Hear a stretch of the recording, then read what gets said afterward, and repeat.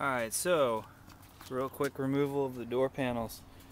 I'm going to start off flipping this guy out.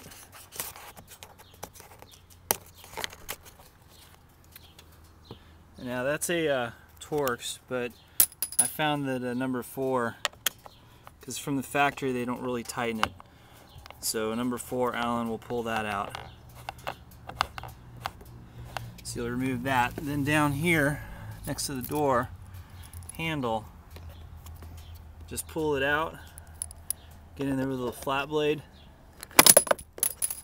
and try not to drop it.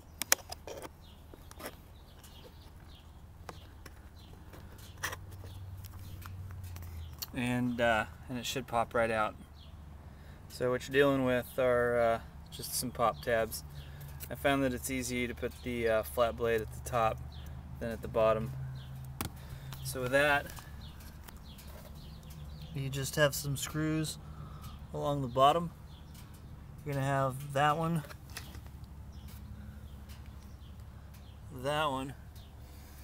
and then the one that you just exposed. And then the last one is going to be up front. So remove those with a number 7 Allen.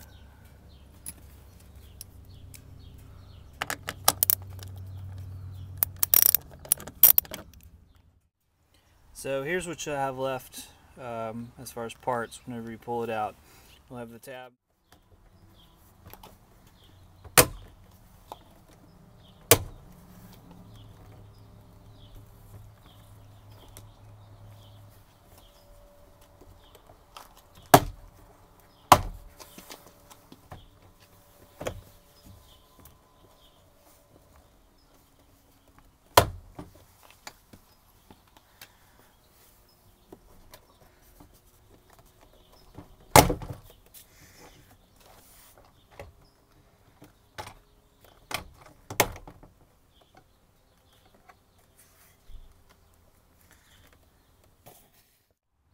So to remove the tweeter pod, there's just 3 clips. So you'll pull straight up, and then once you've gotten the pod out, then you can disconnect the tweeter cable, and the tweeter itself just clips into the pod, so it may come out with it.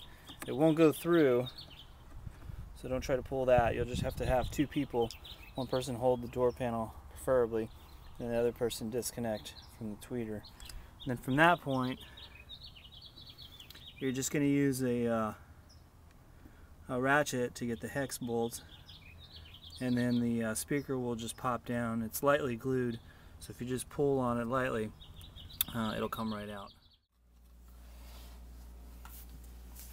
Now what I do is I reuse the factory adapter. So what I'll first do is pull out the shiny ring, which is on the front, and then reuse that foam at a later point, which I'll show in the video. So the first thing is you just take a flat blade, get it between those 2, and there's just a little bit of glue holding it on, not much. So just work your way around. And I probably should have used a slightly bigger flat blade, but this will work.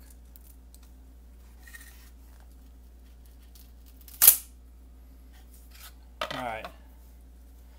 Now what I do is I'll reuse this foam, and I'll put it along here whenever I put the new speaker in. So at this point, you're basically just going to rip the speaker out.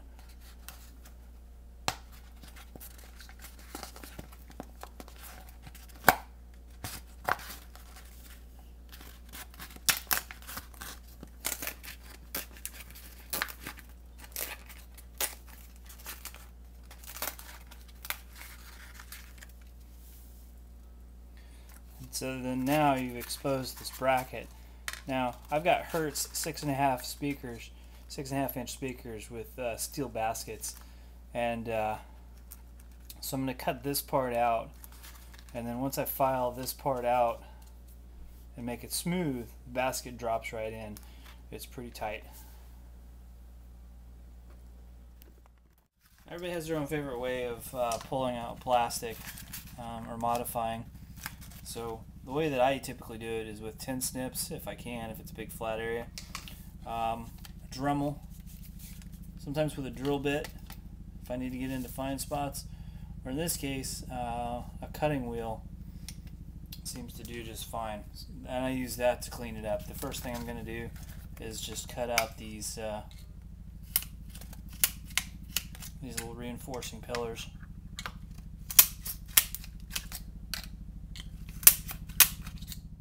Then, once you got all the reinforcements cut out, you can take this and send it where it rightfully belongs. And so with the rounded file, and seriously not even maybe 15 minutes of work, just your 6.5 will fit perfect.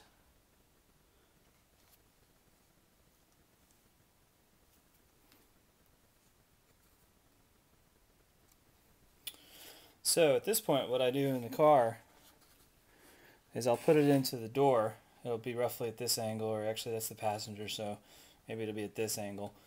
And then what I'll do is I'll mark holes right here to line up, and then I'm a stickler enough that I'll make it where the Hertz is directly at the bottom.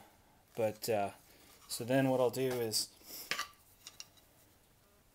take a like a 3/16 drill bit, and then on the inside of this lip where I marked where the screw is, I'll pre-drill a hole right here, and then I'll even put a screw through it, all 4 spots.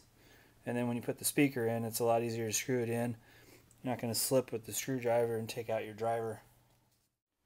And there we go. It's all mounted up.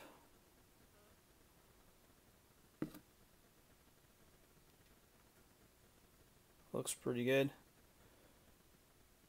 I marked where the holes were, then pre-drilled them, and then put the speaker in, and then I stole the foam from the trim plate like I'd mentioned, and it's between the gray basket and the black piece that you see there. So at this point, the bottom part will just snap into the door, screw into the top, and you've got factory foam in there to help deaden it, and it's quite solid. And then of course it's going to have Dynamat applied on top of it, so that part's good to go.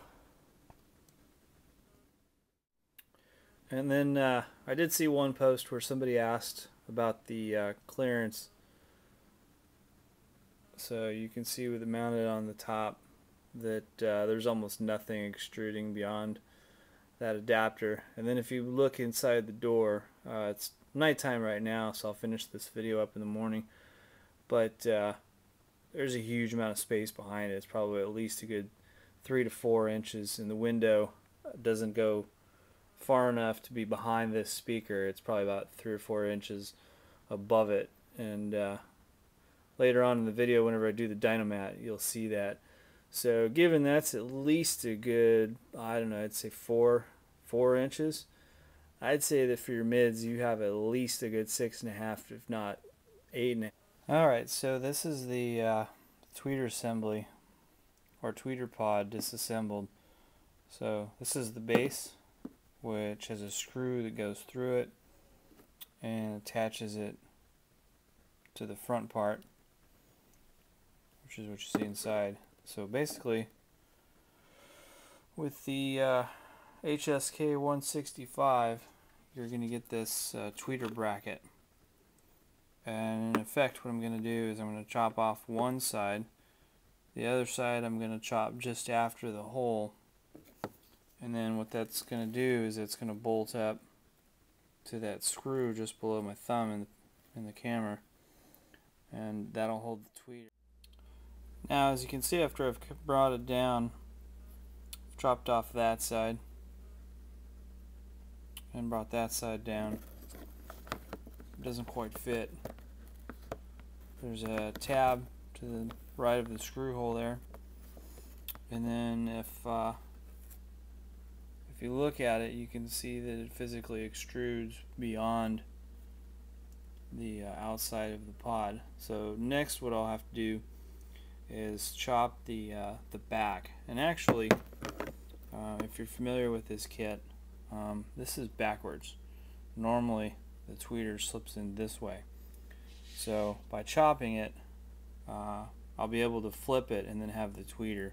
Because if you try to force it, the way that the tweeter is constructed, the wires are awfully close to the outside. So as you're trying to shove it, you'll notice that they've got like liquid electrical tape around the electrodes to keep it from shorting out.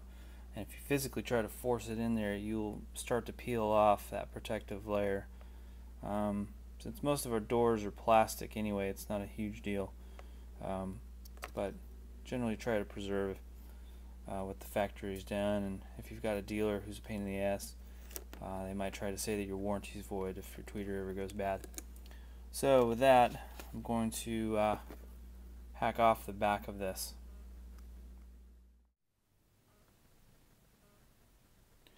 Alright, well, it's not the prettiest, but so what I've done is I've elongated the hole and then notched it at the top there. You'll see why here in a second.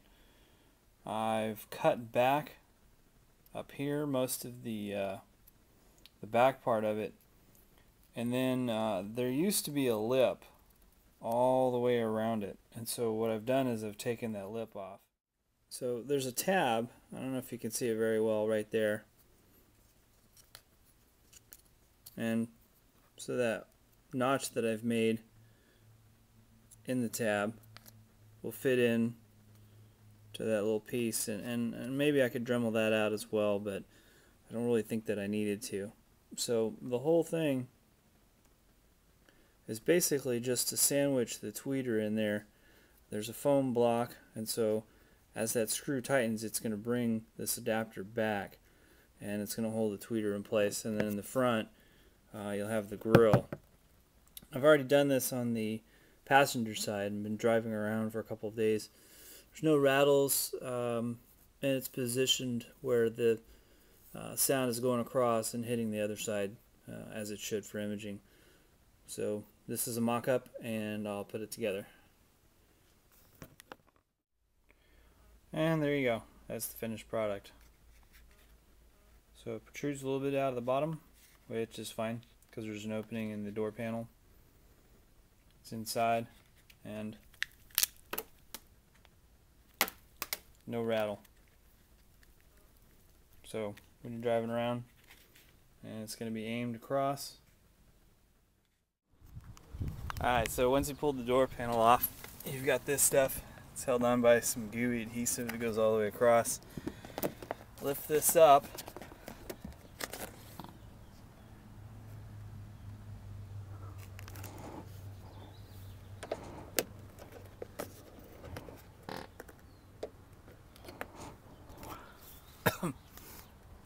And I'm just going to clamp that in place for now.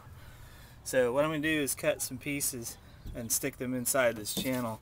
I'm not going to do the entire inside door shell, but we'll end up doing a majority of the of this side, the side that the panel's directly on top of. Alright, so the back's around 12 inches inside the channel, and at the front it's about 9 inches. So I'm going to cut a piece that's 9, and it'll expand out to about 12. Alright, so 9 inches at the front, 12 inches at the back. And I'm going to put it right inside there, and then slide it all the way to the front.